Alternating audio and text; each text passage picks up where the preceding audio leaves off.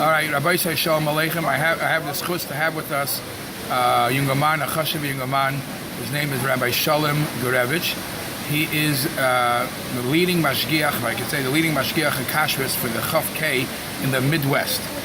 And we are by a chasna here, and because we learn these halachas that are very much applicable to what's going on here, I figured I'll take the opportunity to ask him hands-on ma'aseh b'poel.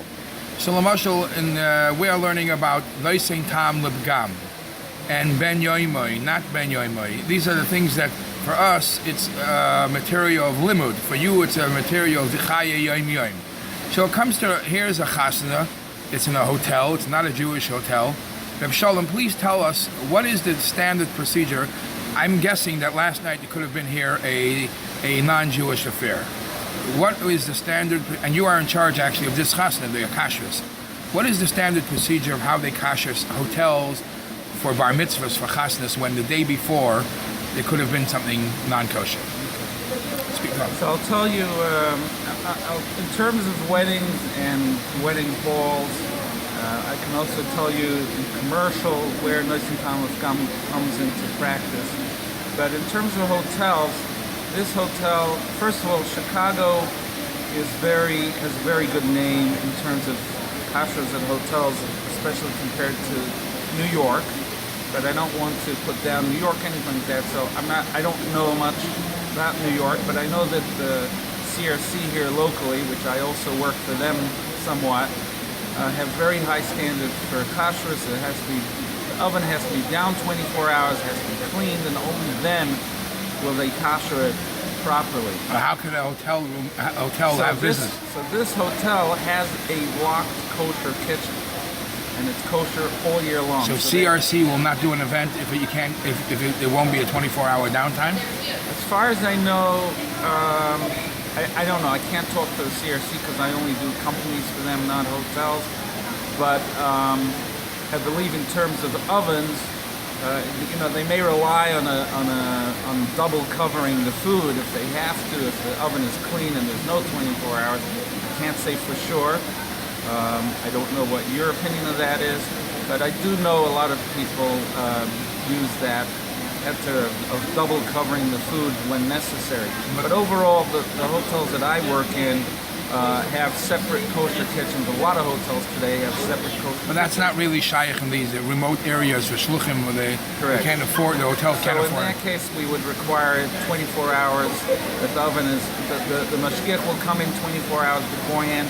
He will make sure it's clean. He will seal it up with seals, metal seals, and 24 hours later come back. And I understand some use the method of, if you can't have the 24-hour downtime, they come in within the 24 hours and they're poigim it.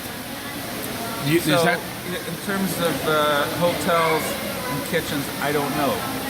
But commercially, that's where I can talk to you about. We do have these situations commercially. Lamashal, I have a company that does milchik and parv, and treif we don't use gimel for treif.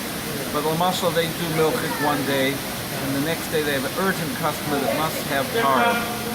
It hardly ever happens, but if it does happen and there's no way around it, we will tell them that they have to do a double boil. The first boil is water with soap, with a pogum soap, up to 190 degrees. Then they have to send that through all the lines. That achieves the gimel with the soap. And then they have to refill it with plain water and boil it over to Gola. But which is interesting, because when you learn the black and white Shach and Taz and Mechaber and Simon Tzadik Dalid,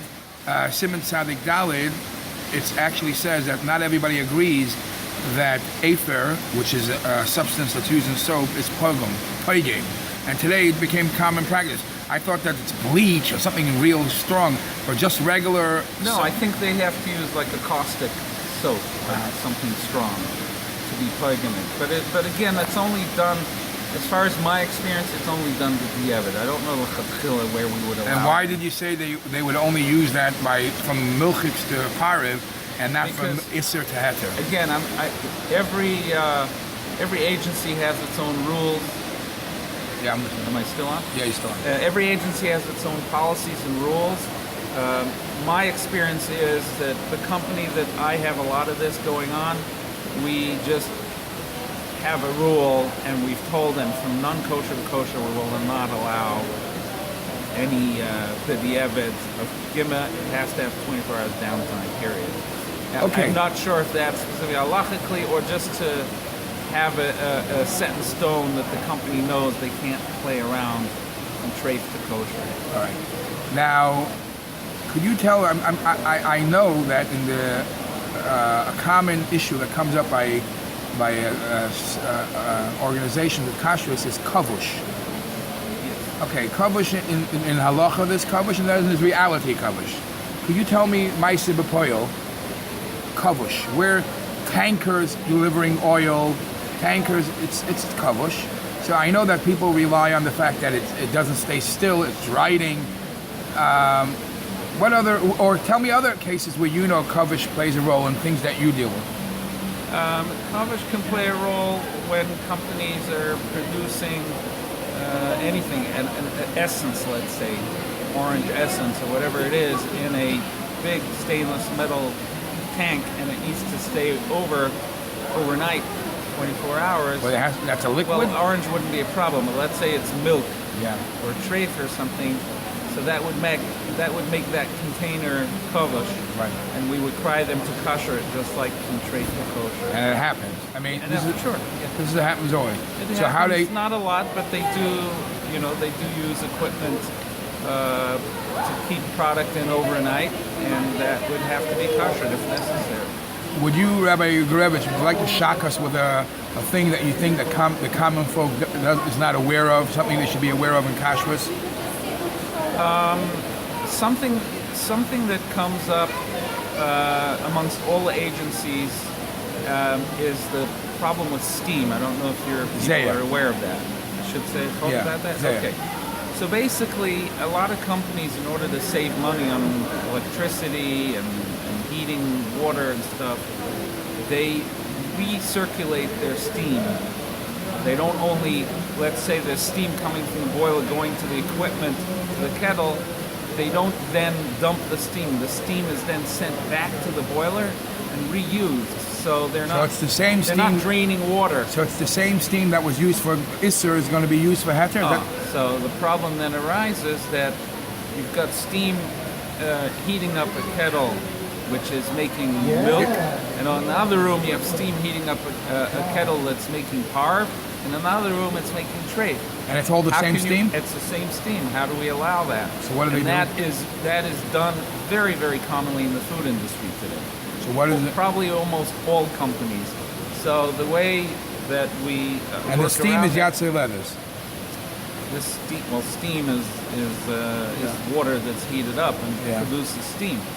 But what they do is they introduce, again, the idea of gima, they introduce a chemical into the boiler to make the steam not tasty. Because the steam doesn't need a taste. The steam doesn't need a taste to warm up. The steam has a taste because it went to a sweet milk or, some sweet product. Now, actually, we are required once a year or twice a year to sometimes taste the water from the boiler after it returns to make sure that it's pumped. A year does it? The rabbi has to. How could your rabbi do it if it's a suffix if it's a suffix Isser? They tell you. What do they tell you? Shaila is more regarding the water being dangerous for you. I'm not worried about the danger. Shoym Rip Shoym Hashem. I'm worried about. Wilhelm, the people usually worried about the poison in the water. Are the best people for kashrus, he's saying. No, I'm saying it's because how can they allow you? We spit it out. We don't swallow it. We just put it in a tongue, and if it tastes, if it has a metallic or a bad taste, it's considered pogum. But that's what they tell you to do. That's what they do in most of the chsherim, and to make sure that they're putting enough chemical in it. That way it's pogum, and when it goes back to heat other products, there are, I think, some of the Hamish chsherim that possibly don't rely on this, and they require the whole boiler to be drained out. But again, that's a policy issue. So for the housewife or the person having a small kitchen, living alone, what should he be concerned shopping for his own Sorry? food. A person doing his own shopping, or a regular housewife shopping for, is anything that's going shopping to a store, what should they be concerned about? Basically, just to buy products with a good hechsher on it. Yeah, I would, to make sure that it has a good hechsher. A lot of times the parv of the dairy is not noticeable very well, and they come home and, it's dairy. That's happened to me, that happens to a lot of housewives. So just to read the label properly, if it looks suspicious, send it into the hechsherim. They always find things that are not meant to be. Printing that's not, using symbols when they're not supposed to. But overall, the majority of the hechsherim do a wonderful job, and the consumer can rely on a lot of the products that are out there. There's DE products. I think the OU, Chavke uses DE. The OU till now didn't, but I believe they're starting to use DE. DE is dairy equipment, which means the company doesn't want to pay a rav to come and kosher, but the ingredients are all parv. So to the Lubavitcher at least, DE is important. When kalim becomes an issue, you can't really have DE because it's a kalim issue. Because it's cholovakum.